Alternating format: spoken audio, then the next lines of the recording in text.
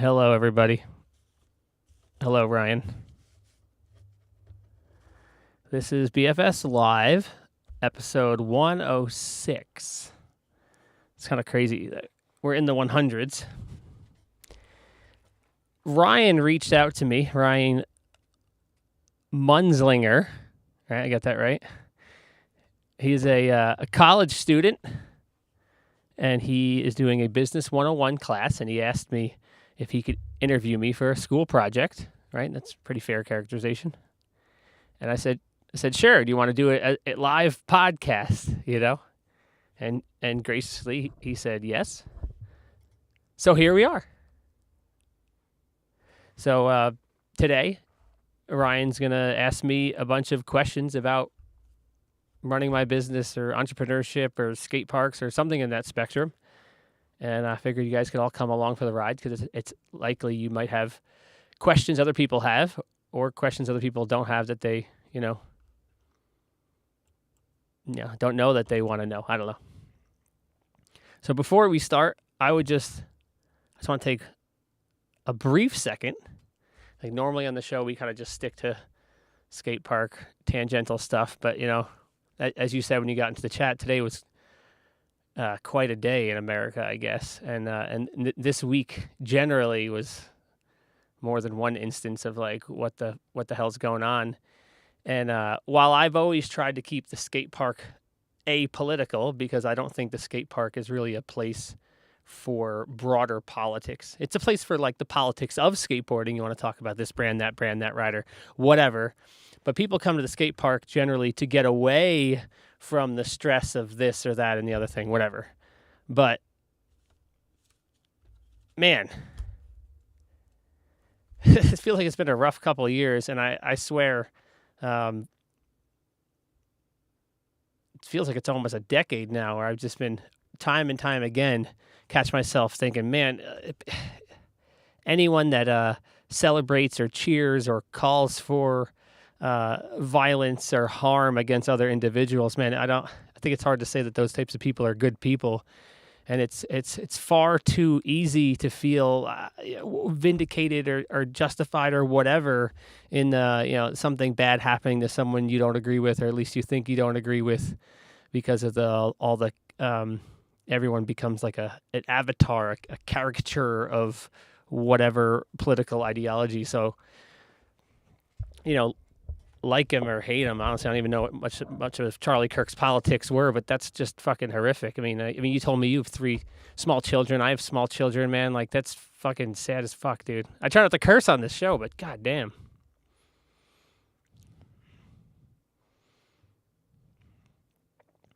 Oh yeah, and then like, just the fact that there's people, basically cheering that something like this would happen. It's just like, god damn, dude. Like, we're better than this. Like, what the fuck happened to us? Yeah. But hopefully we're heading towards greener grass. But it sure, at this very moment today, it sure feels like I'm a bit older than you. I was around for 9/11. Actually, in fact, tomorrow is 9/11. And like, man, this week and this Charlie Kirk moment feels like 9/11 felt. Like, it feels like this is just like unprecedented. Nothing quite like this has happened in my lifetime, at least not in this country. So, I hope that what I'm feeling is just a little shock, and that we come together, not divide apart. So, I hope so. Cool. So yeah, Ryan's in Business 101, and he's going to ask me some questions about running a skate park or a business more broadly. And this sounds fun. I love talking about my business. I love, I've been open source. I don't know if you've how long you've been following me, or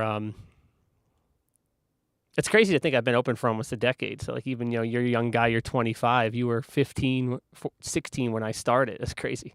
But if you go all the way back on our YouTube channel, we were vlogging the very, very beginning. I've always been upfront about all the costs and the expenses and everything along it. So this is right in line with everything I've always done. So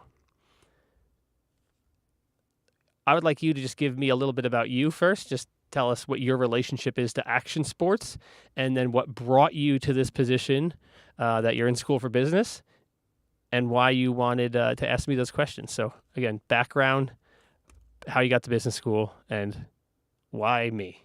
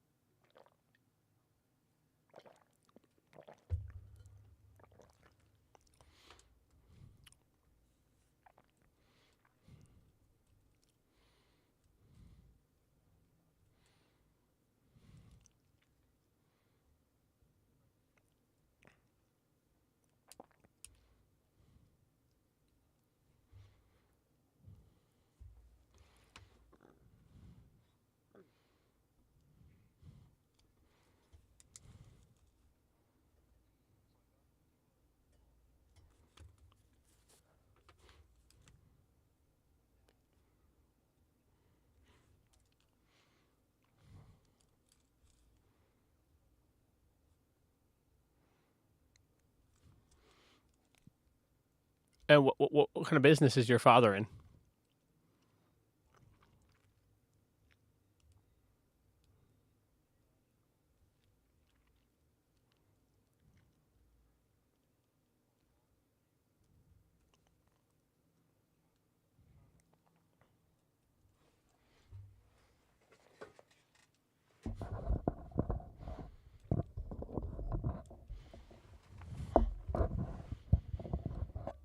Monster cables, are those like the gold-plated end cap?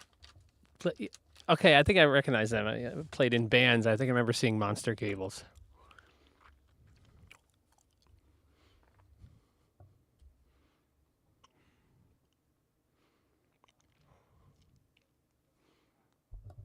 Wow.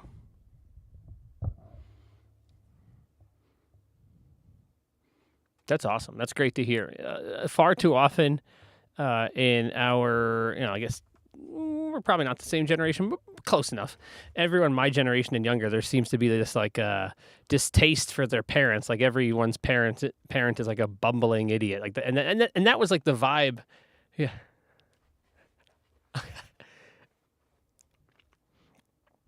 Well, that's part of that, like your teens, and I guess it really depends on the kid. But at least for me, in my probably late teens, I wanted nothing to do with my family. I just wanted to do my thing, and eventually, someone says there's no audio from you. That's a problem. All right. Holy shit. How about now? Person in the chat. Well, I could actually check it out. I think I fixed the problem. Someone says there's no audio from you. That's a problem. Uh-oh. All right. Uh-oh. Holy shit. How about now? Person in the chat. Well, I can actually check it out. Well, we might have to start over. Yeah. Let's see. Desktop audio, monitor, and output. Now, you should be good now. Okay. I haven't had a error like this in a minute, so that's pretty good.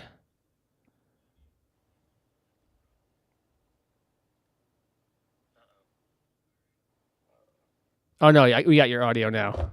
Yeah, you can hear me? I could hear. I pulled it up on my phone. Okay. Fucking cool. A, dude. Well, fucking A.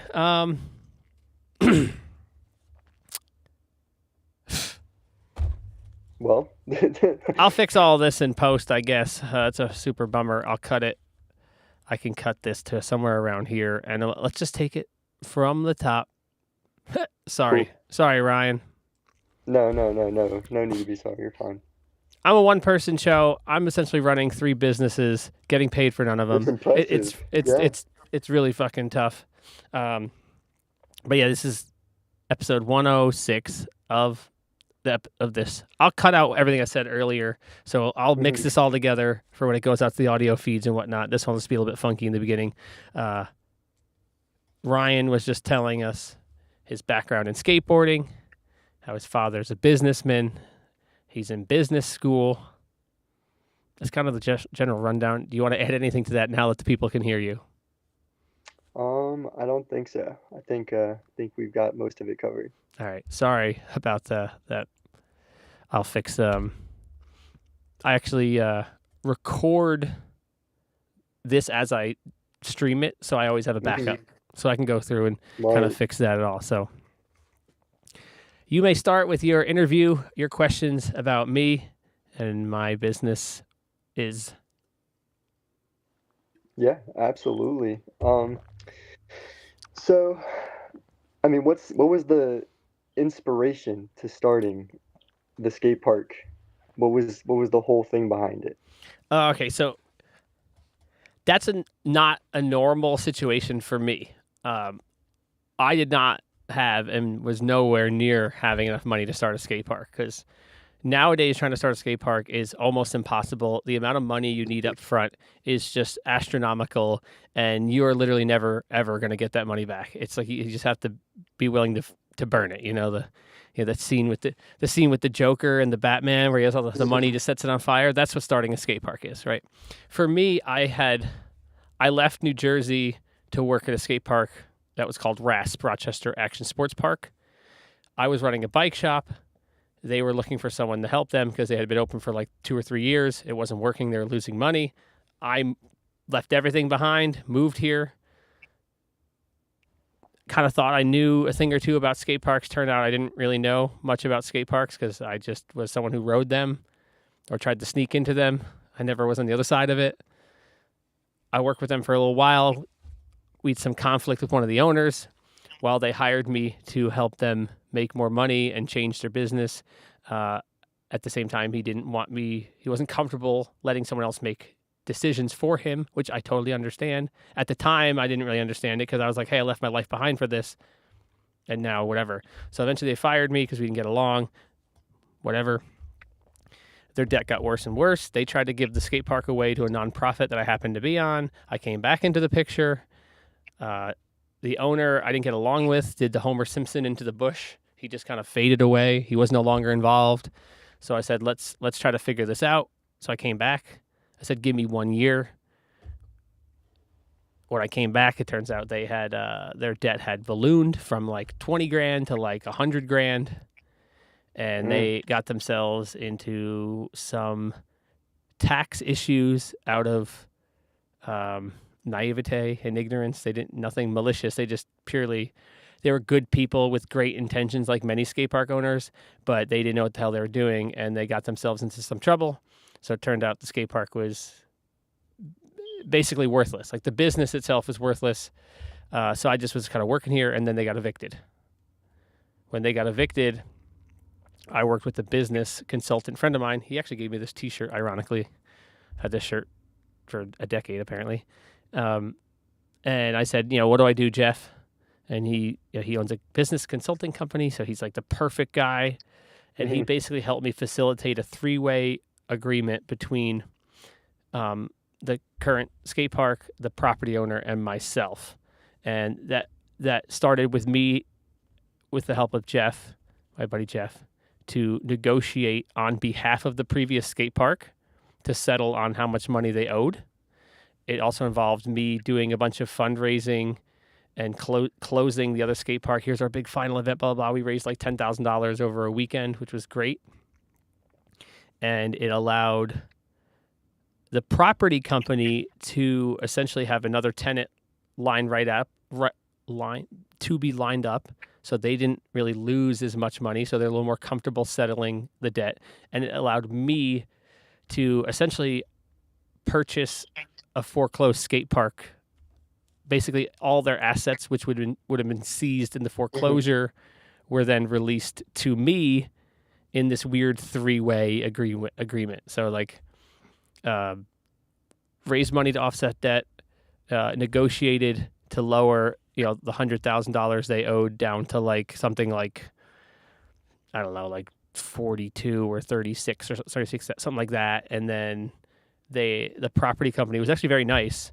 They the money that I paid for the assets, they put back to the debt, where they could have been like, hey, screw you, you owe us money and we'll take your money too. But they're actually very nice about it. So it was this 3-way agreement where, thanks to the graciousness of Buckingham Properties, I ended up having a skate park. And then, with nothing but volunteer people, we tore this whole place down and rebuilt it over 3 months. And they gave me 3 months of rent for free to do that.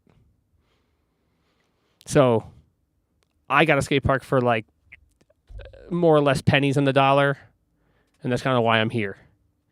If I needed more money, it probably wouldn't have happened. Although I did get approved for SBA loans because we thought we'd have moved the skate park, because we actually did not think the landlord would have us.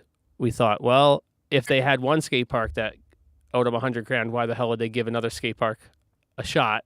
But it made sense to try to convince them first, and whether it be from me or whatever, they believed in me. And to this day, when I talk to them, I always say, hey, you guys believed in me. And that's why I'm here. So part of it was a vendetta that I moved here to do this. Part of it was I always wanted to run a business. I always thought it would be like a bike shop, not a skate park, but I get to run a bike shop out of the skate park. So, and I guess I'm the right guy for the job. Okay. Yeah, so it kind of sounds like the stars aligned for you a little bit. Oh, and 100%. Everything kind of worked out. Yeah, that's what it sounds like. How'd you end up selling that idea to the guys that allowed you to keep the skate park? Well, Jeff, he owns a consulting company. He does all sorts of stuff. He's a really, really smart guy. He speaks business, So he was like, all right. He's like, what we have to do is, we have to kind of manipulate. Sounds like a malicious word, but we had to massage the situation that we want to sell the property company on you first. Like, we know there's an ongoing negotiation for the debt, but we want them to be sold on you first, and then that takes tension off so that they're more likely to settle. And we managed to make that happen. I don't even really remember how. The first thing we let off with in my business proposal was that I, at the time, had a really good credit score. I have even better credit score now. I'm at like 815.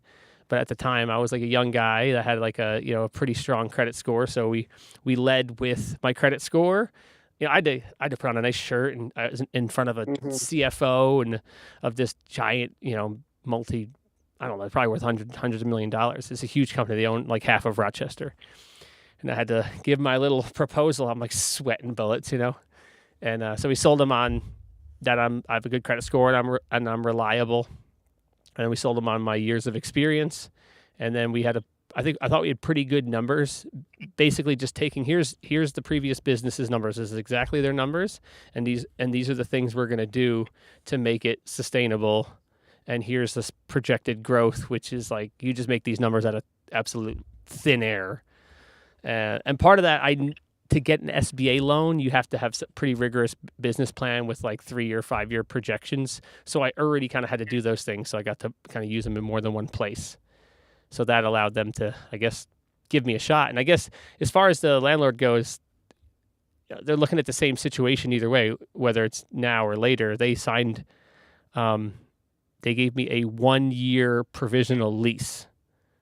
So they said, we'll give you 1 year and see how it goes. And it went right, I guess. Clearly, if you're doing it a decade later. Yeah. Yeah, that's pretty awesome.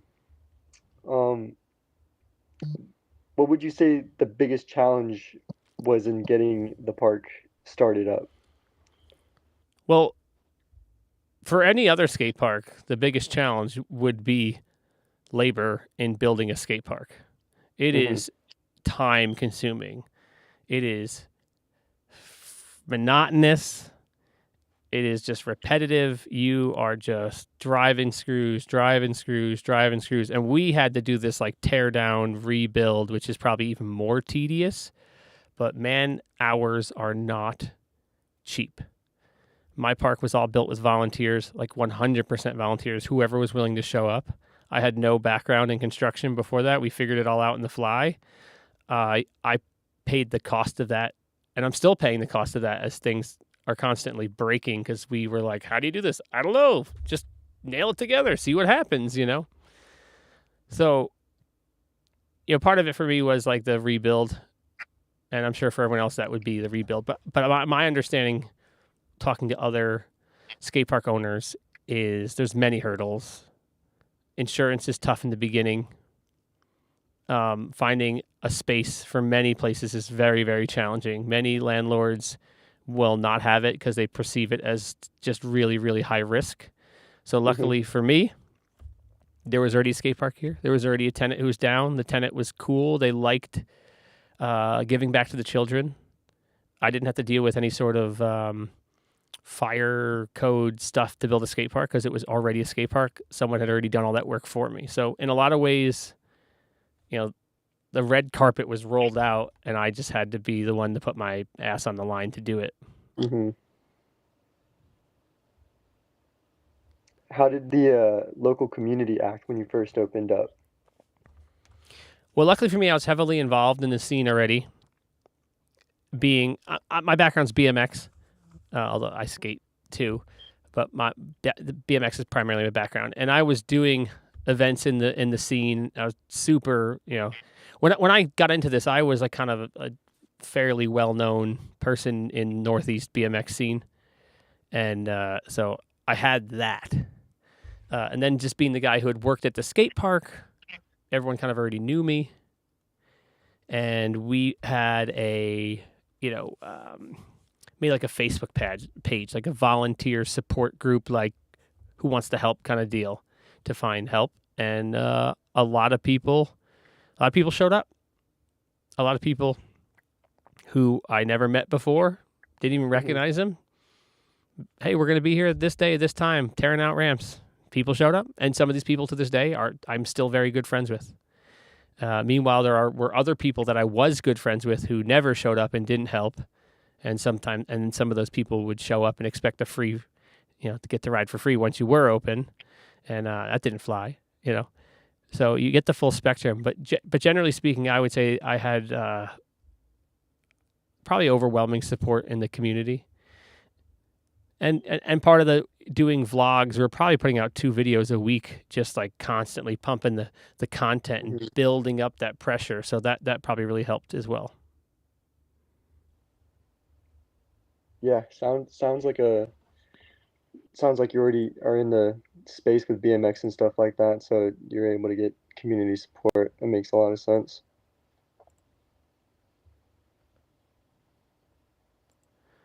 Yeah.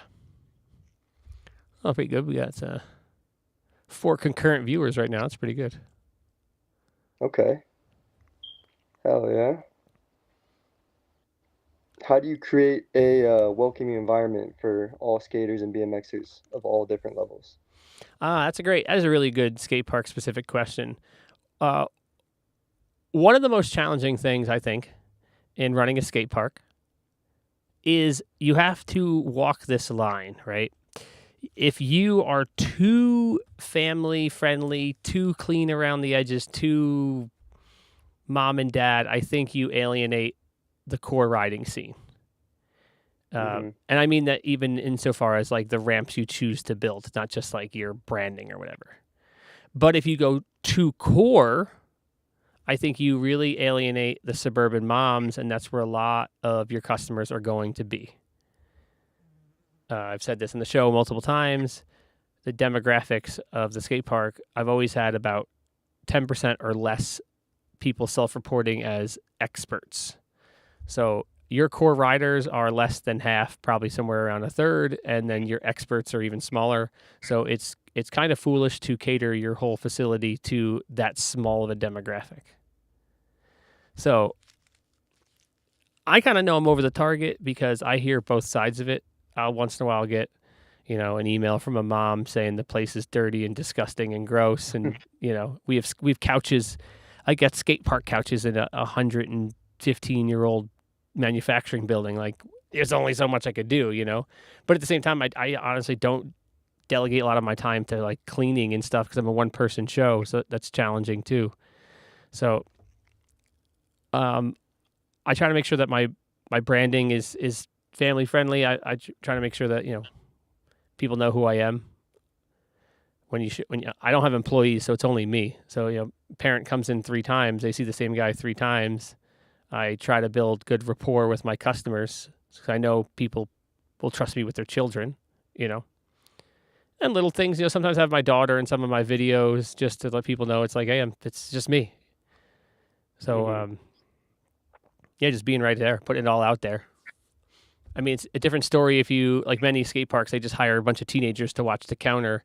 I feel like it's hard to have a really, personal facade on your business if you just have whatever 16-year-old skater kid staring at his phone working the counter, Mm-hmm. Yeah, absolutely. What role do you think skate parks play in help keeping the youth out of trouble? A huge role. I think it's almost immeasurable because you have no way of knowing the kid that found skateboarding what they would have done otherwise. And there's definitely naysayers. There are people that think skate parks breed issues they're just kids, breaking bottles and doing drugs at the skate park. It's like, do you think the kid who's going to fall on that ground is breaking glass on it? That's just ridiculous. So I think it's hard to measure. And while there's certainly elements of substance use in youth use in action sports and at the skate park, I think it's kind of balanced against the activity, Maybe that person, they're going to skate and then they're going to go have a drink or whatever versus a kid who's not skating. He's just drinking that whole time, right? So there's going to be a push and pull to, keep kids of sound mind so they can enjoy skateboarding, really. I know our skate park in downtown Rochester, I'm on the board for that. The whole point is it's centrally located. It's not far from the bus station. It's just trying to be a resource for all those kids that need it, Yeah. I mean, I was definitely one of those kids that was just outside, just skateboarding. I wasn't getting in any trouble. I was just going to the park, hanging out with my friends, skating all day, every day, as long as possible from the second we got out of school till the second the sun started going down. And all we were doing was just skating around town and just having fun. Yeah, I don't think you don't have to ask too many people in skating to find individuals who will say, "Oh man, if I didn't find skateboarding, who knows where I would have been?" Like Exactly. I grew up in a not great, well, I don't say it that bad, but my teen years were not great. Home life, there was lots of substance abuse and alcoholism and heroin and whatnot, and BMX was my outlet for that stuff. I actually skated a decent amount when I was younger too, because I was just so obsessed about doing everything. I'd keep a flat rail in my truck and we'd skate the flat rail in the parking lot if there was no bike spots or whatever. But both my brothers went a totally different route. They didn't have action sports, and for them, I guess it was just drugs. But I'm happy to say my younger brother has been clean for years and years. He's awesome. My older brother's dead, but he made his choices. Mm-hmm. That's unfortunate. Yeah, shit happens. Yeah, that is very true. Who would you say that your ideal customer is, and how do you go about reaching them? Well, the ideal customer for a place like an indoor skate park is the kid that you get hooked when they're 7, 8, Mm-hmm. and it's every Saturday morning for the beginner session, and then they kind of more or less graduate to being a regular customer, and eventually they're these kids where their parents are buying them the season pass or the annual pass or the monthly pass or whatever it is, and I will see these kids 2 or 3 times a week. I will watch these kids grow up. I feel like I'm their older brother or an uncle to them. Those are the best kids. It's choking me up a little bit. I have so many great kids over the years. Yeah, I've got to watch grow up at the skate park, and I was felt like I was part of their family. And some of these people they'll come here, they'll have their birthday parties here. They'll invite me to their birthday parties or graduation parties because I've watched all their kids grow up. It's really freaking awesome. That is pretty awesome. How would you say that you keep those customers coming back over a long period of time? One of the things I've tried to cultivate through my business's branding was having some sort of overarching narrative. There was times where I was not as active on social media, but in the beginning I really was, and now I'm back to doing that a lot. I think generating a story, um, constantly cultivating, hey, this is what's happening. This is what's happening at the skate park, gives this kind of FOMO thing to kids that were like, oh, I wasn't there and this happened at the skate park, right? You want it to kind of be the cool place to be. You want to have, like I said, an overarching narrative, and that's part of why I'm so upfront with everything, so people know, like, everyone knows when I go on vacation because the skate park's closed. Like the past 2 weeks I've been home, everyone that comes in, Dave, how was your vacation? And I say the same thing, not long enough. You know? And that's great. It's a very, I think it's a very skate park centric way of doing it. I don't think, if you ran a restaurant, you're not trying to really craft a narrative of what's happening there, right? Mm-hmm. Yeah. No, yeah, it totally makes sense. What's been your most effective way of growing the business? Ugh, Jesus Christ. I have no idea, honestly. It's been so hard since COVID, and it feels like nothing I've done has really worked. It's just like,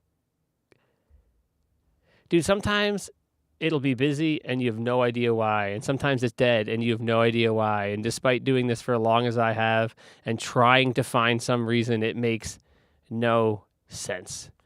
It was so good when I first opened. My first couple of years were just, it was so busy. It was crazy, And unfortunately, I think the reason I'm suffering and action sports more broadly is suffering is just the phones, the kids on the phones. It's just like hard to compete against that. I don't know what I could do, really. And I've tried so much shit over the years. I've tried everything. I'm trying to get into the schools. I met with a superintendent in one of the school districts around here to try to have like a skate club, like they have ski club. Mm-hmm. Hopefully that formulates. I think that could be really, really big to get people in the door. We've been doing ladies' night for, almost, this March will be 9 years on ladies' night. And when we first started, it was huge, like tremendous turnouts, 30, 40 girls and women, people driving in from Syracuse and Buffalo. It was like awesome. Now it's like 2 or 3 people come.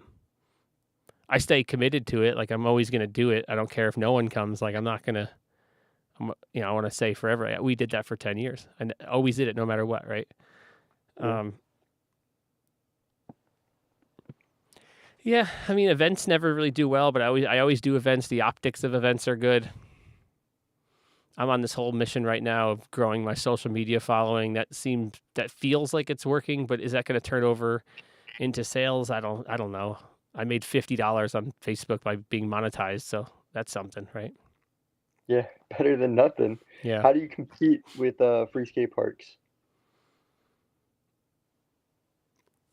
I think if you think indoor skate parks and outdoor skate parks are competing with each other, you don't understand the indoor skate park. You're probably still too stuck in the core world. I'm so seasonal, right? Like, so let me think. If I had a 20% bump in my winter, that would make me more money than having like a 40% decrease in my summer. Because I already don't make money in the summer and I make all my money in the winter. So the outdoor parks are going to create new riders, and those new riders need a place to go in the winter. And this argument is obviously, north-centric, weather-centric. We're far enough north up here. We're in like the lake effect snow band, so that like there's nothing you can do that time of year. The outdoor skate parks have hit me in the spring and fall. My spring and fall numbers are not like what they used to be, but my winters are still about what they've been in ratio comparison to my summers. And I will add, it really has been hard to find decent discernible data in my sales numbers because COVID threw such a wrench into everything. And I think COVID really exacerbated the phone-based childhood. So nothing is the same post-COVID from now. So it's like, it's really hard to know.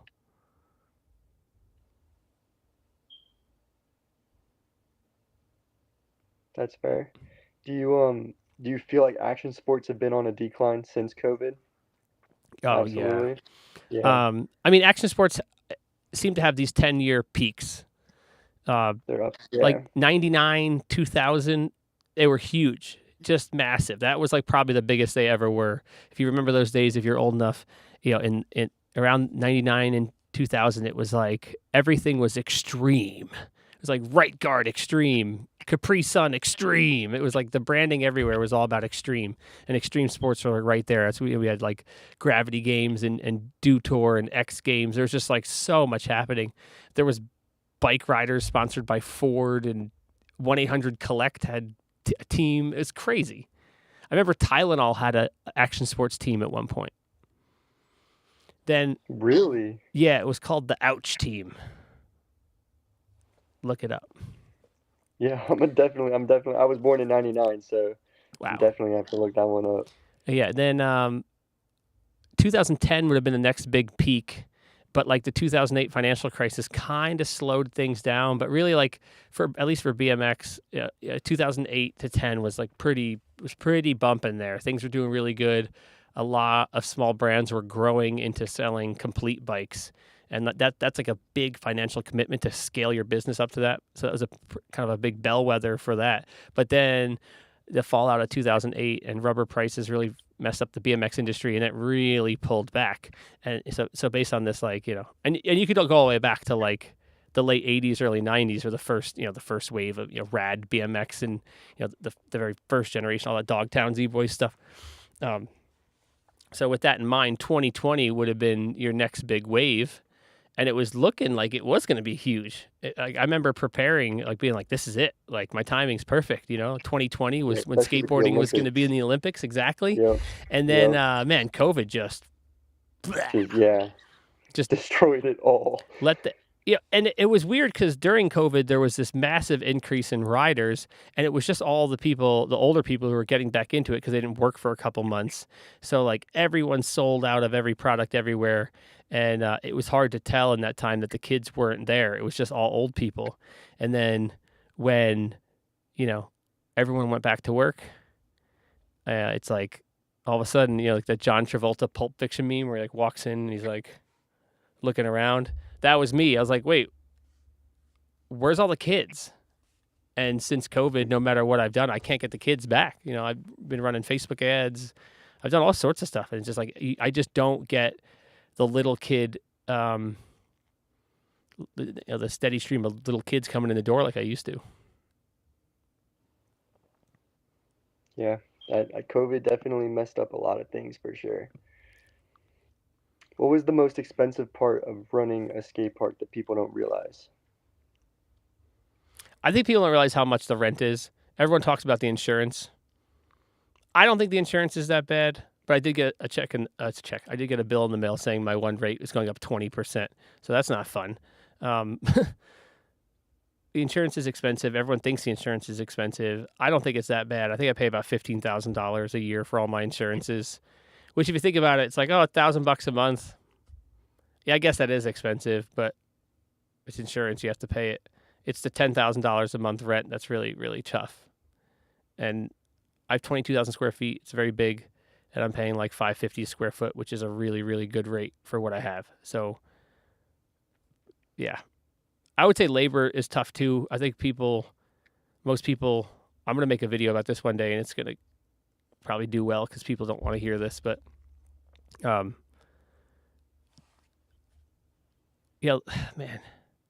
the cost of labor is so high now.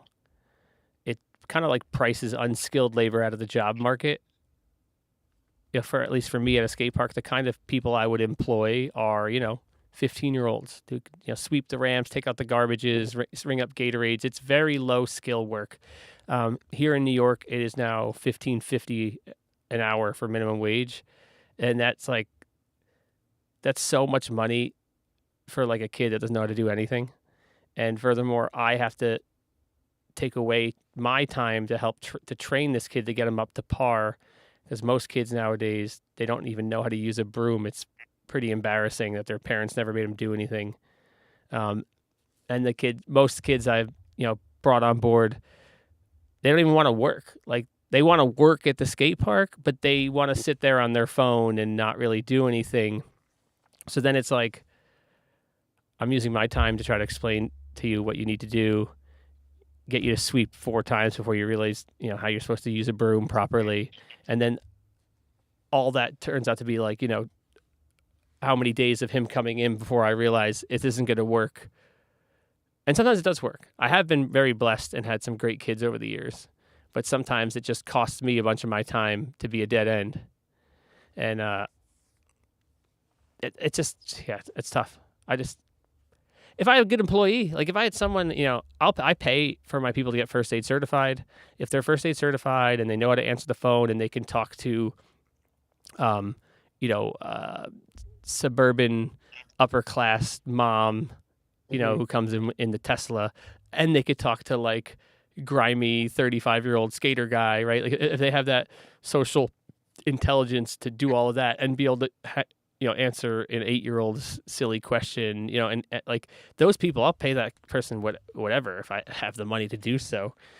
But for everything else, it's like, it's kind of priced me out of having employees anymore, unless I do some like volunteer thing, which you're technically supposed to report all those hours anyway, in a whole nother thing that virtually no one does. So that's really tough. Yeah, I can understand that. What's been your smartest financial decision that you've made in regards to your business? Definitely not starting it. Oh man. I would say I took what I saw working in the bike industry and did it the right way. The bike industry is also a seasonal business. I watched multiple business bike shop owners sweating all winter long when they're not making money. And then I guess, I don't know what the hell they were doing in the summer when they were. And I didn't want to do that. I didn't want to sweat the off season.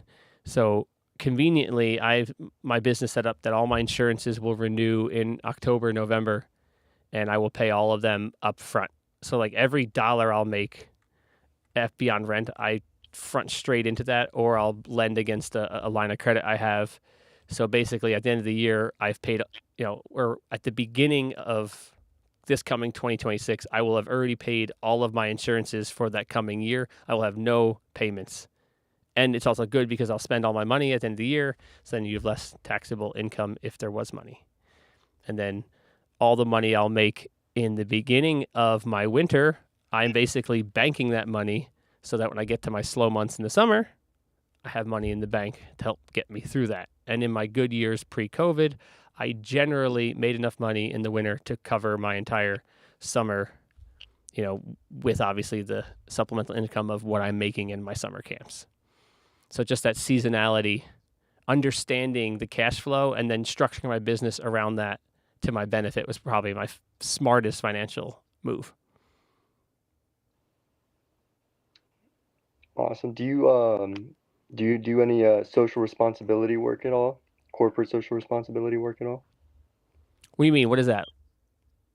Um, do you do anything to interact with the local community outside of just running the business for like uh, fundraising to help the local community? Anything like that? Like just something that you feel like you're socially responsible for with your Okay. community. Fiscally, I don't have the ability to do that. If I did, I certainly would love to. There was a period of time where I wanted to donate all the money I made at Ladies' Night, but I actually thought even the act of choosing where to donate it was too political of a decision. And even if I Hmm. decided to rotate between different organizations, I was like, you know what? I don't even want to open this can of worms. What I do though is with my time and the events I do, I'm very active in the community in various other ways. So I'm on the advocacy board for our local mountain bike group. So I do events that collaborate between those two worlds, including this like little kids event we always do, and I'm on the board that got our downtown skate park outdoor one built. So I kind of overlap into other worlds where I could Hmm. help use my customer base to access information. Like I could share stuff like that. It's probably about the closest I would do to something like that. Again, if I made more money, I would be super involved every way I could. Yeah, absolutely. Money is definitely makes shit tight for sure. Yeah. This year, I'm going to try for the first time ever. I wanted to do this for a long time. I'm going to send it, and hopefully, I don't get burned on it. I'm going to offer one session, which is I think it'll be Tuesdays, the 4 o'clock session. It'll be like a pay what you can session to give it back to the people Okay. that can't afford it. I was thinking maybe like a, 5, 10, 15, 20. You tell me, it's whatever, hmm and we'll see how that goes. Do you think it's gonna go well? The problem is I already offer really good. My sessions are $20. It broke my heart to raise pricing, but skate night, which is the 7 to 10 Tuesday session, is half off for skateboarders. Right, Wednesday, same late sessions, half off for bikers. Thursday, inline roller skates. Friday, scooters. During my beginner time slot, parents are half off. So I try to offer these times where, like, if you don't want to spend the $20, you can ride for $10 for 3 hours if you just can make it during that one time. And people, apparently that's not enough for most people. They're like, I can't afford it. Like, well, they go on Tuesday nights.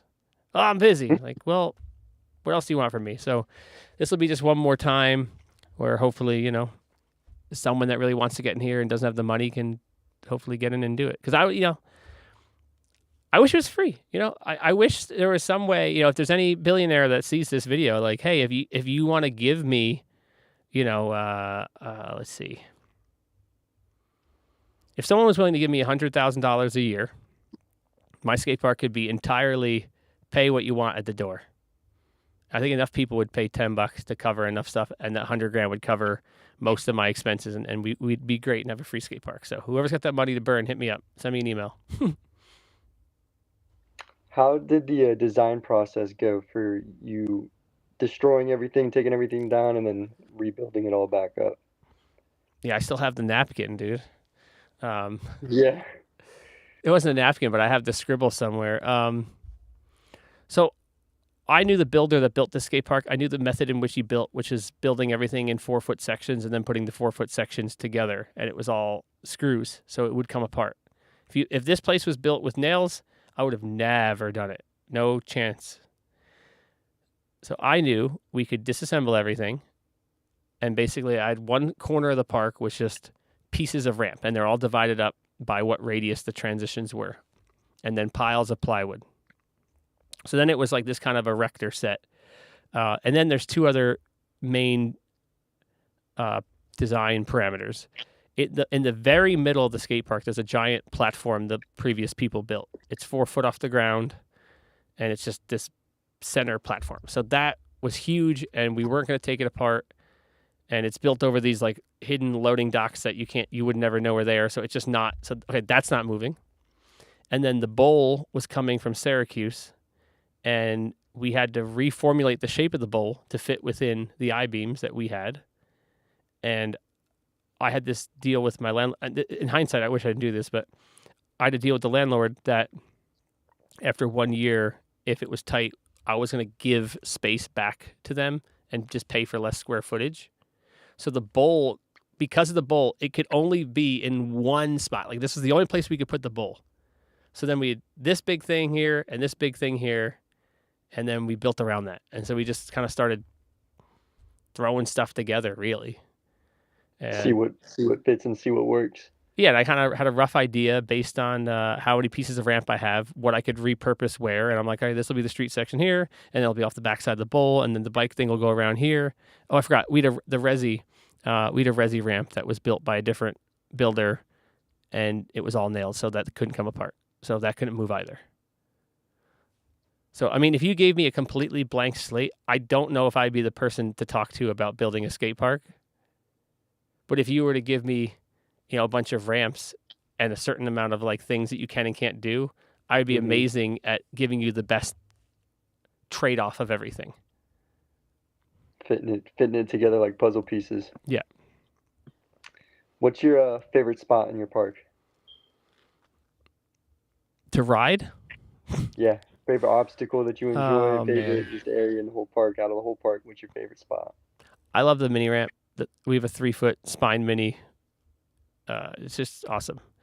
Most bikers think it's a little bit tight on a bike. I happen to really like it from a bike standpoint. As far as from a skateboard standpoint, we have a mini. It is 2.5 feet tall. And the difference between 2.5 and 3 is actually pretty significant when you're standing up on that coping. Our mini was actually an afterthought. It was leftover pieces of the bowl we had. And I was like, oh, let's just turn these things around, cut it in half, and we'll make a little mini ramp. We'll stick it over there. And it ended up being the most popular ramp we have. We later expanded it, and I'm about to expand it again. And it's pretty much the only thing I ever skate. And it's just super fun because it's just low. It's a seven and a half foot radius, I think. It's just fun. It's super chill. It's great. That's awesome. Is there any part of the park that you would redesign if you could? Everything. I don't think my skate park's that good, frankly. I think it's a good trade off of what we had, but if I had the time and the money and the lower back, I would love to rebuild everything but the bowl, the mini ramp, and the mini. Everything else could be rebuilt. And most of it here needs to get rebuilt. It's so beat up from 10 years of getting hammered, and being a one-person show, there's only so much I can fix, Mm-hmm. What are some of the kind of insurances, safety, and liability issues that you deal with on a regular basis? So first you'll have general liability. That's like the big nut. For me, that's always been somewhere around the $10K. Then on top of that, you'll have accident coverage, which I think for me has been somewhere around $2,000, give or take. Then you'll have like business fire theft policy, which I think maybe that's about $1,200 or $1,500. My general liability provider makes me have a manufacturing insurance policy because I assemble bikes and scooters. It's kind of a weird one. It's one of those scenarios where the insurance company says, hey, you have to pay this. And I go, okay, dude, whatever. I'll pay it, I guess. It's not that expensive. I think it's like $900 because it's based on the amount of time I spend building the stuff. So like if I sold 10 bikes and each bike took me 1 hour, they're insuring me for 10 hours. It's kind of weird. And then obviously, not obvious, but then you have workman's comp insurance and disability insurance, which because the way my business is structured, which is that I'm an LLC with an S Corp election, which means I am both 100% shareholder and employee because I pay myself as an employee. And in fact, I have to pay myself as an employee, as an S Corp. I also have to pay workman's comp and disability insurance on myself. If in other business entities, I'm not aware of how those ones work because I'm not that. I don't know. You wouldn't have to do it that way. And there is paid family leave now in New York State, but that one is lumped in with, I think, the workman's comp. Okay. So all of those will run me, between probably $15,000 to $17,000 a year for all of them, with some fluctuation. Would you say that most of your revenue comes from the skate park itself or the shop that you're building bikes out of and stuff like that? It's mostly riding. In all my good years, I would do about 10,000 session sales.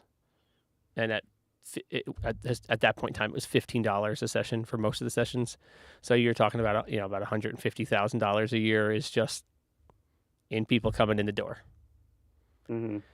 And in those years, I was averaging about, say, maybe about 225,000 in sales overall. So then there's maybe another $70,000 from everything else. Okay. A little bit different now. Sorry to cut you off. No, go on. Because the attendance is so down and I don't have to run, but I've chosen to run the bike shop out of here. It's like entirely another business I'm running here in the summertime. And that does really well. And that's cool because it's mostly labor. So it's just my time. I'm already here anyway. So that really, really helps. And I also have a side contract where I maintain a bike share company.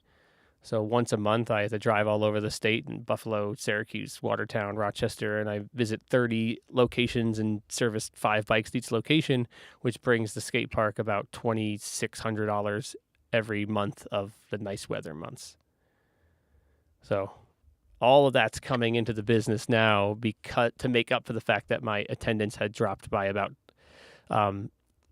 post-COVID, I lost about 25% of my riders, my attendance, and about 25% of my income.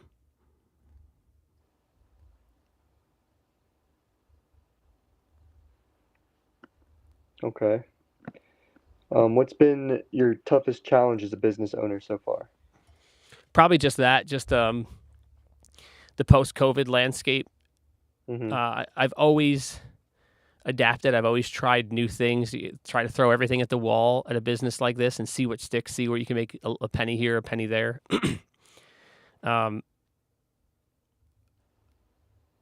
yeah, I'm at the point. I run this business so lean, it's like unbelievable. You know, how I cut every possible expense. I got rid of my recycling dumpster. I'd bring all that stuff home with me to throw in my recycling at home, just because I wanted to save the $80 a month on that. And it got to the point where there's nothing left to cut. So, it came down to cutting, the pay. I was paying myself. So like I brought home $12,000 last year, for running 3 businesses. It's not really sustainable anymore, but I'm still grinding it out to get to my 10-year mark. If you could go back and change something or do something differently from what you know now after being in business for 10 years, what would you do differently?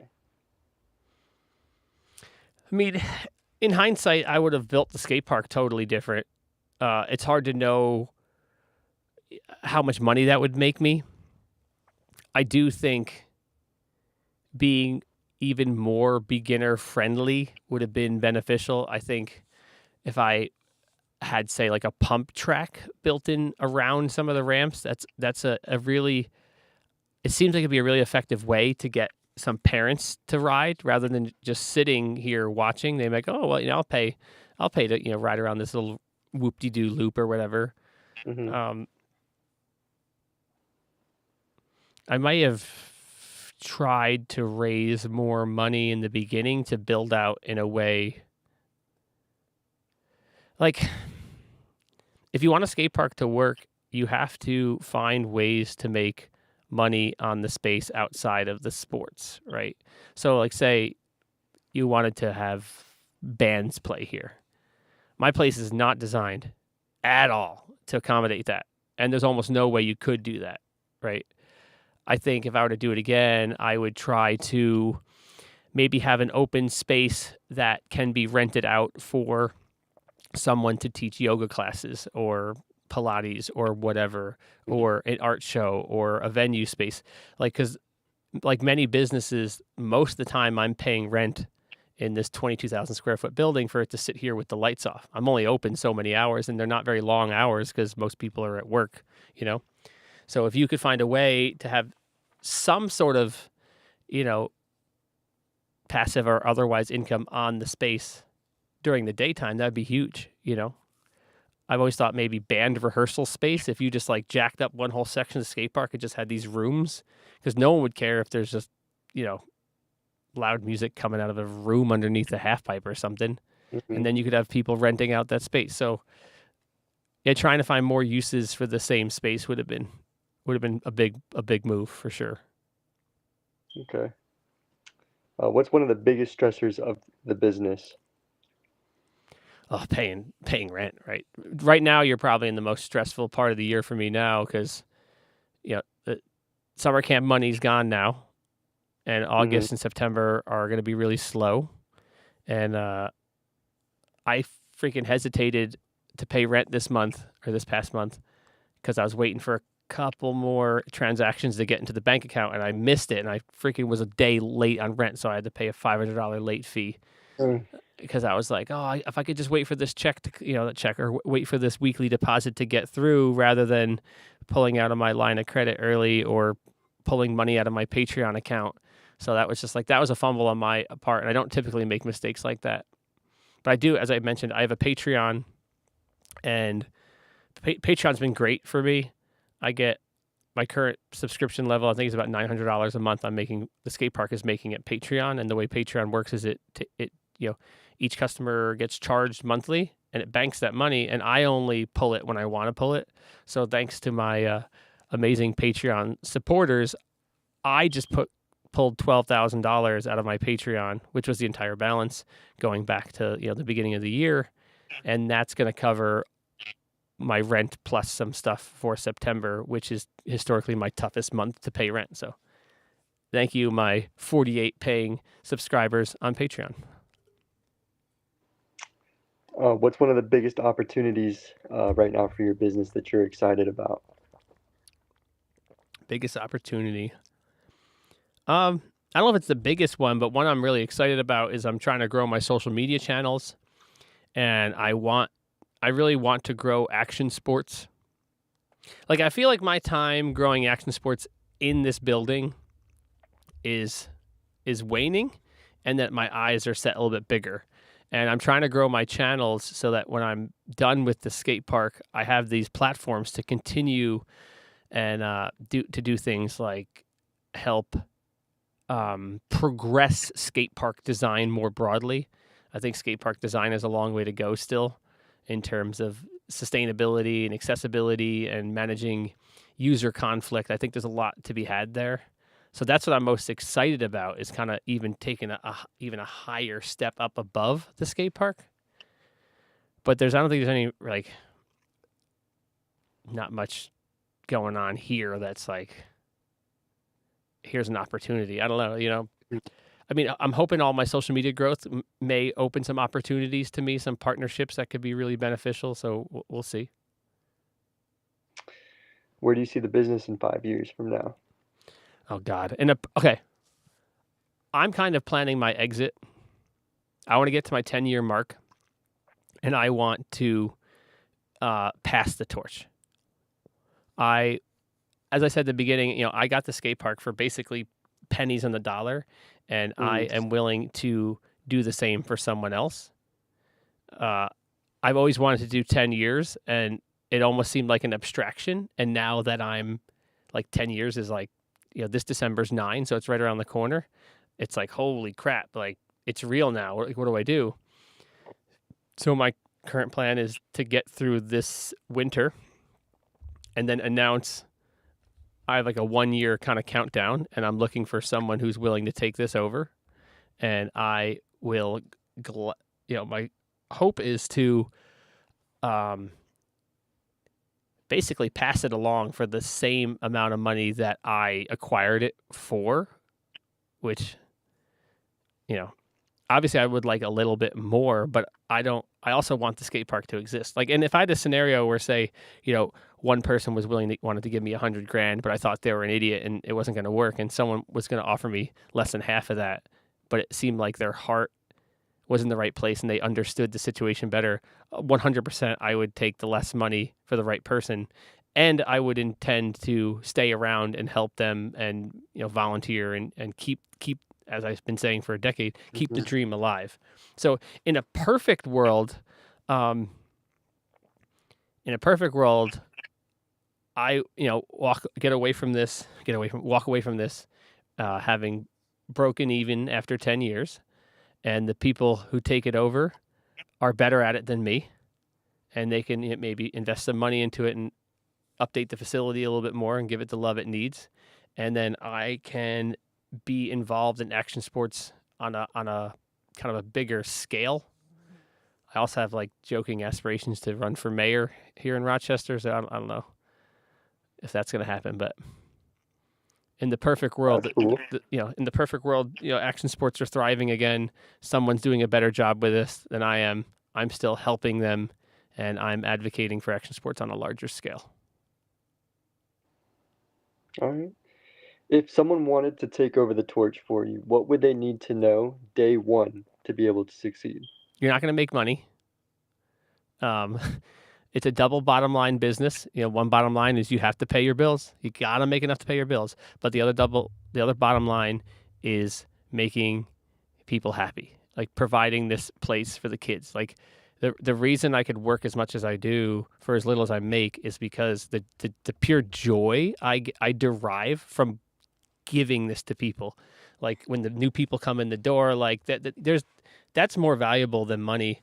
Unfortunately, I can't pay my rent with that, but that's like huge. If you, I've like talked to other people out of opening a skate park because when I ask them what they want, they're like, "Well, I want a cool place to ride with my buddies all winter," and I'm like, "You don't want a skate park.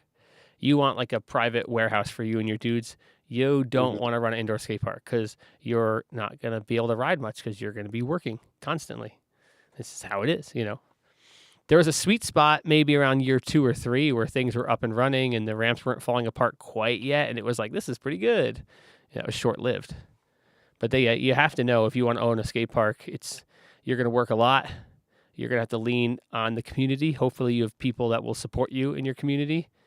And I think you have to be transparent so people know what you're doing and know how much time and energy and blood, sweat, and tears go into it. And I mean, I think it's worth it, but I also understood from the beginning that I needed my life outside of work to be congruent with what kind of lifestyle and money I could make doing this. And I've done that successfully when most people probably couldn't. But yeah. And then just for my last and final question, what do you think some of the biggest changes are going to be to the action sports industry as a whole moving forward? Oh God, dude. Jeez. I'll tell you what I think should happen, and then I'll tell you what I think is probably going to happen. I think what should happen is the companies in action sports space need to get off their high horse and understand that they have to reach the kids where the kids are. I think the days of enough kids stumbling into action sports, enough of them stumbling into action sports to sustain you are probably over. That, you know, just the romanticization of skateboarding and pop culture might help skateboarding stay around, but for scootering and BMX, it's not doing well. So I think these companies need to stop spending all of their energy and marketing budgets on, you know, their 0.5% niche of riders who are already riding, and they need to start spending, you know, half of their marketing budget on the 99.5% of kids who are not riding. And I know that seems scary because these companies have done the same thing for 25 years now, and they're all like just stuck in their ways. It's ironic that, and this is a very BMX centric argument because I know this industry much better than skateboarding. All these companies have been owned by the same people. It's almost like the legacy version of action sports and BMX here, where it's like they're just doing what they've always done. It's not working anymore. No one's pivoting. No one's changing.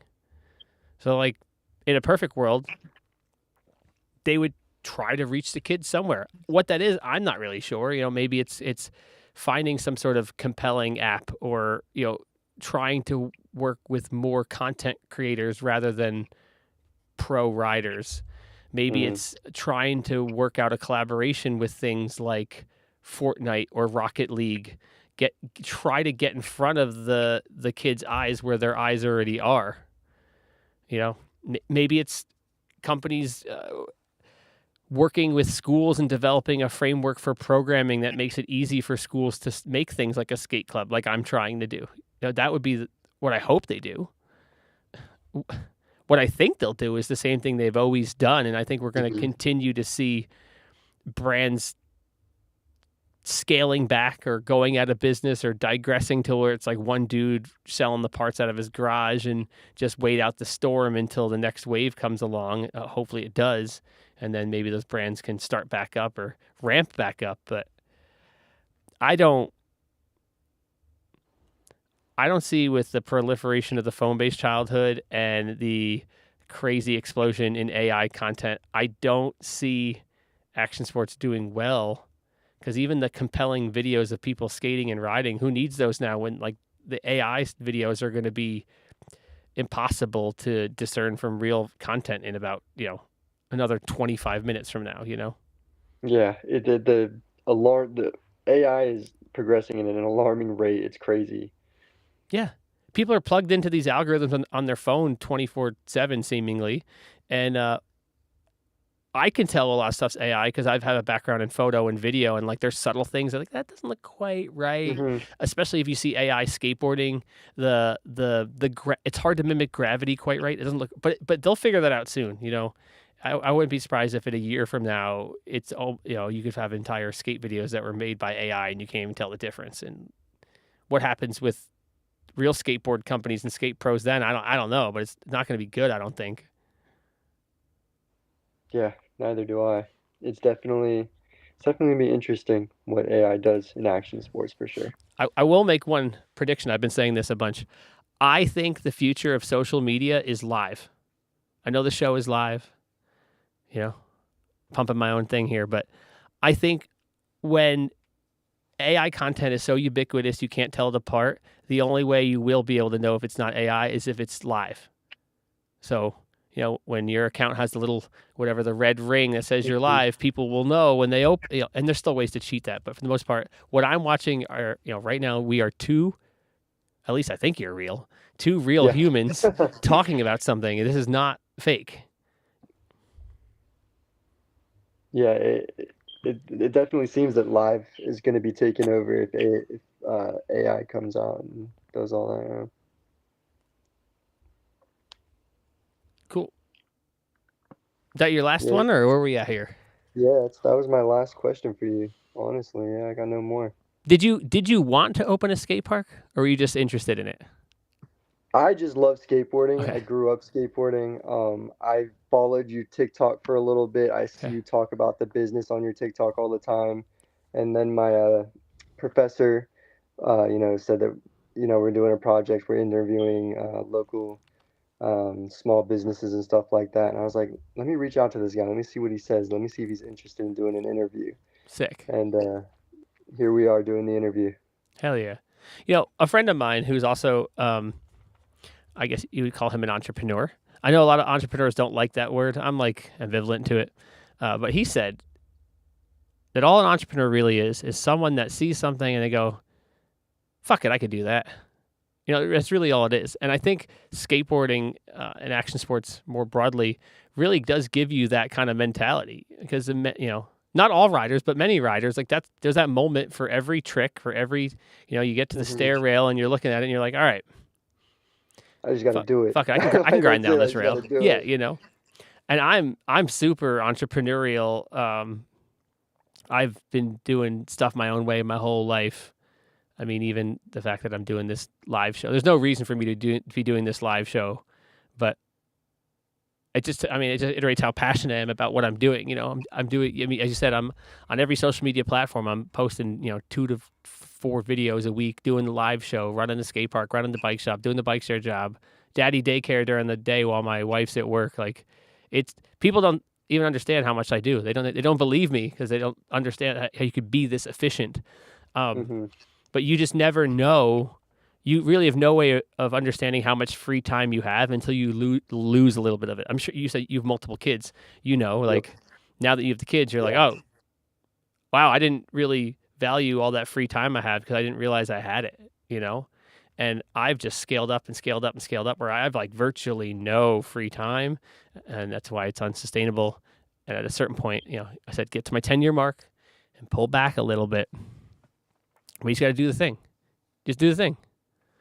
I built this podcast out of freaking pallet wood, and these are my old cameras, and this is AstroTurf that someone threw in my dumpster that I took out, and the rest of the studio is stuffed with leftover foam from the foam pit.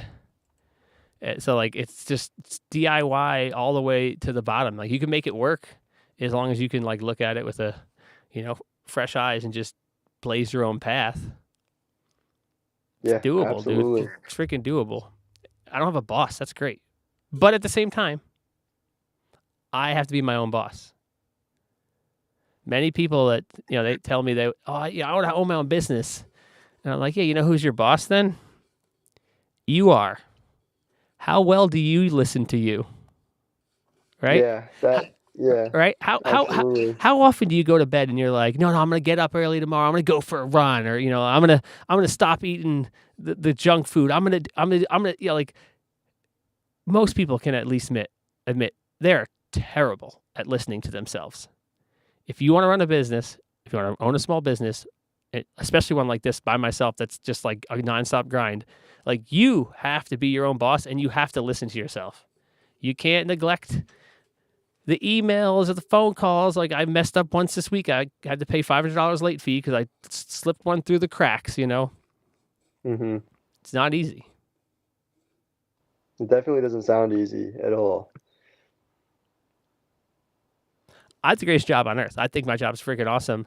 Um, I'm talking about phasing out, but like that's still like an abstract idea to me. I'm sure as I get closer to it, I'm gonna have a lot of like mixed feelings about it.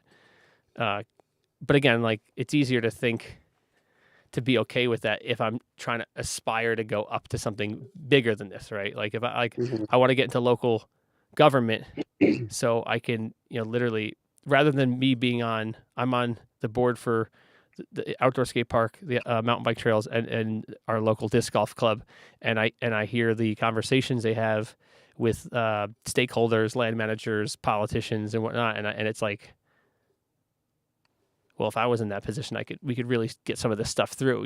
It's all because all those things, like trying to build an outdoor park in your town, it's all about getting that one person who's sitting at the desk that knows who's the right people to email, and everything trickles down from there. So like I kind Hmm. of want to get to be in that one of those positions, work for the city or the county and parks and recreation, to where I could be like we could get some stuff happening. Right now I'm serving people that can afford the $20 session to ride here. I'd love to be in a position where I could affect change to the free public amenities. That would be like the next scale up. Yeah, absolutely. But then I have to work for the freaking government. Work for the man, dude. Work from yourself, just going to the Yeah. man. So so so Ryan, you're Hmm. 25. I am. You have three kids, I do. and you're going to school. Yep. Full time job. Full-time job. What do you do? I work at a TGI Friday serving tables. You're hustling, bro. Trying to. It is a grind, let me tell you what. Well, in Hats high off to you, school, sir. I appreciate it. In high school, my family will tell you that I completely fucked off high school. I did not, Same. I skipped it, did not care about high school, just zero. There was just nothing in me was going towards high. All I wanted to do was skateboard, and I lived in Jersey. I lived in Long Branch, Oh and shit! No way. yeah, I grew up in Long Branch, New Jersey. So um, I'm from I'd be at the Englishtown. beach all day, surfing, skateboarding, and just there was no. If I was not going to school. There was just I don't know how my parents never got truancy letters, or I skipped school so many times it was ridiculous. Wow. Um, then at 18 years old, I joined the Marine Corps for a little bit, and that's kind of when I got my discipline going. That's kind of when like life kind of hit me a little bit, and I was like, damn, all right. Because at the time, my dad was like, you either got to go to college, or you got to move out, or you got to go into the military.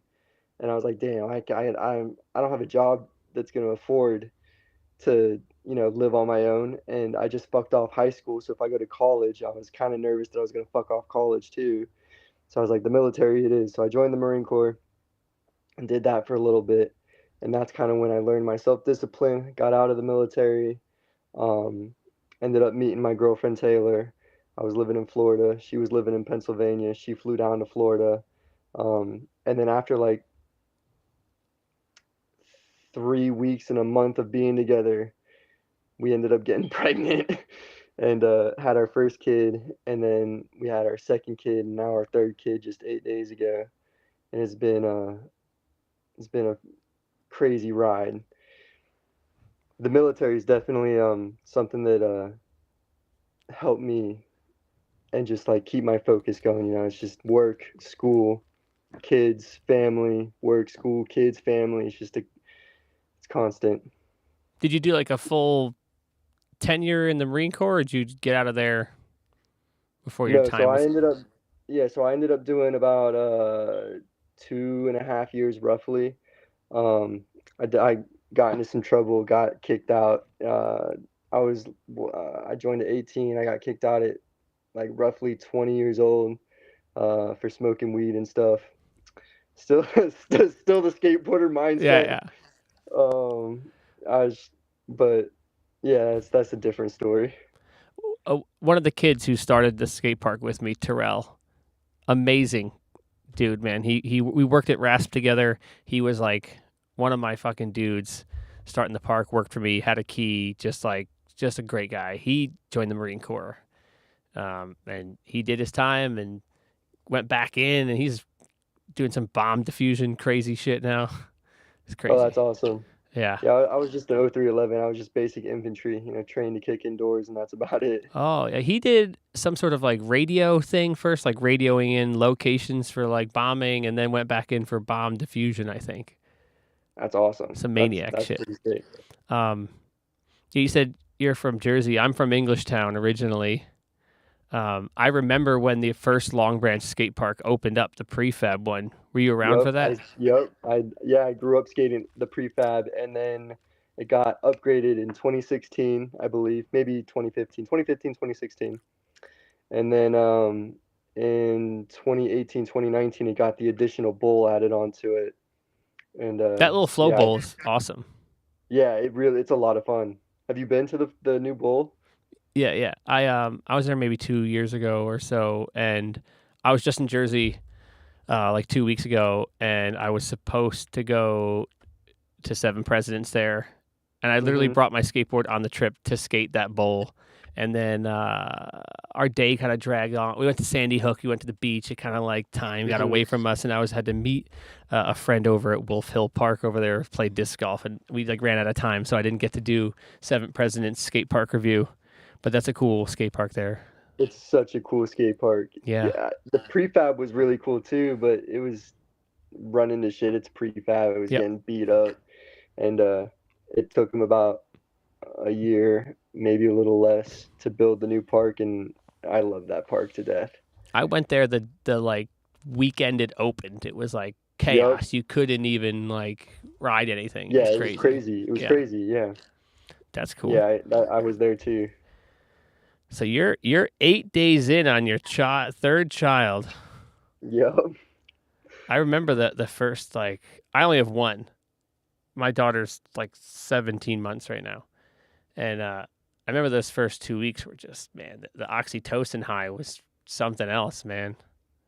Yeah. You it vibing really, on really that? is. Yeah, absolutely.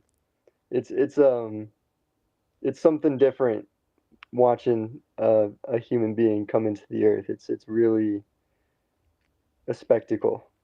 And it's great, man. Having kids like man, having kids does change things. And I've been in my wife's son's life for a few years, and that gave me a lot of perspective. But then when it's your own kid, it's like another click up. And it is Hmm. really similar to like when you start your own business, you definitely you kind of jump off a proverbial cliff, and then you kind of have a bond with other people who have done the same thing. And you'll get people that will talk. People will try to talk to me who are like managers of other people's businesses, and they think it's like the same, and it's like no, sorry. Like Hmm. I'm sure you have valuable insights, but if your name's not on the dotted line, if it's not your ass, it's like you don't get it. The same way where it's like you're babysitting some other kid, it's not the same as if it's your kid. And Yeah, absolutely. after having kids, I think more people should probably have kids. It's It's a blessing. it's It is a yeah. blessing. That really truly is the word. I'm not a man. Well, I wasn't a man of faith until fairly recently. I started praying a little bit. I don't even know why. I don't know. Sometimes I feel like there's no place else to turn. I don't even know who I'm praying to half the time. I'm just saying I don't know who the fuck I'm talking to. But, when it comes to having small children and watching them grow up, there's little language for that other than like religious language. Yeah. What are your kids' names? How old are they? If you care to share. Yeah, absolutely. My oldest son is Tristan. He is 2 years. He's turning 3 in January. My middle child is Charlotte. She's 1 year old and she's turning 2 in February. And then my youngest is the 8 day old his name is Landon. Okay. So your daughter turns 2 in February. My daughter turns 2 in March, end of Oh March. wow. So we're not far off. Not far off at all. Now you got all of them at once. Those are all young kids, Oh yeah. Yeah, back to back to back. just grinding it out. Yeah, I figure man, my wife and I want to have another kid, and part of the reason, in addition to getting to my 10-year mark, part of the reason of trying to pull back from this is I can't do all of this to keep the skate park open and have another kid. It's just not there's isn't the time and the money to do it. So at a certain point, Mhm. like I said, pass the torch. It's like I've been doing this for the scene for so long, for so many kids, and I got to do something for me. I'm pushing 40 now, and we want to get that other kid in, and so at a certain point you got to turn the page, I guess. Yeah. Yeah, I wanted to get all three of them out of the way. I've always wanted three kids. Um, she's always wanted three kids. So we kind of was just like, let's get them all same, like real close in age, so they're all close together Beautiful. and not spread out. So that was kind of our plan. I think that's the way to do it. Coming from someone that hasn't done that, that's probably the way to do it. But yeah, you grind it out real hard in the beginning, and then once they all get older, they'll help take care of each other. And Yeah, exactly. yeah, why would you want to get through the years? Well, I don't know, man. The years that are the most work are also the most rewarding, at least so far. I swear, every like progression of my daughter, I'm like, oh, this is the funnest and this is the cutest phase, and then you get to the next, 6 months later, you're like, no, this is the It's funnest crazy part. how that works, Yeah, isn't it? It's crazy. yeah, It's just every stage. It's yeah, amazing to see the development of like my son. He is such a character. Loves trucks, loves Baby Shark, loves, playing around and roughhousing. And I'm trying to sit here and do my homework and stuff like that. And he's coming up and nudging me and trying to get me to play. And it's just like, oh my gosh, dude, you're a handful. that's funny. My daughter is a girl. She's so docile. She's super fucking chill. It's crazy. I see little boy. First of all, any one of these people who thinks that like gender is socially constructed has never been around small children. The difference between Never. boys and girls when they're very young is so obvious. It's almost like you get It's socialized. insanely Yeah. obvious. I have a son and a daughter, and they are two completely different. Yeah, Just it's it's crazy. insane. I like my daughter Charlotte just is very soft, very Yeah. gentle, loves dresses, loves, you know, animals and things like that. And my son is all about monster trucks and sharks and bears and just crazy boy stuff. It's just two totally Yeah. different things.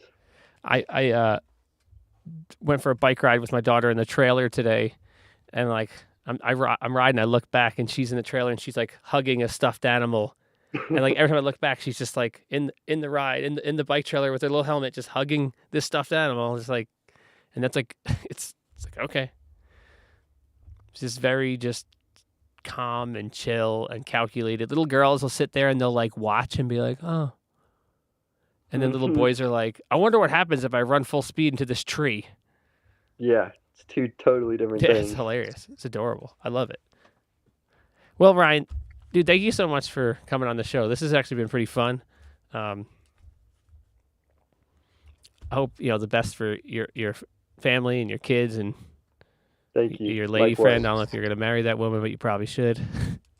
Yeah, that's the goal. I'm I love my wife. She's fucking phenomenal. We're actually not legally married because just the turmoil of being a small business owner on a business that's this rough. It's like better to keep her from a liability standpoint.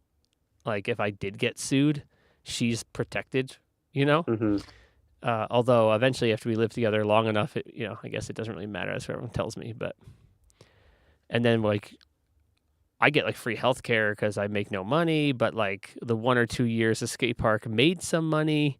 Like my health insurance was really expensive. And then with like two Mm-hmm. incomes, like literally like I talked to my CPA and he was like, well, based on the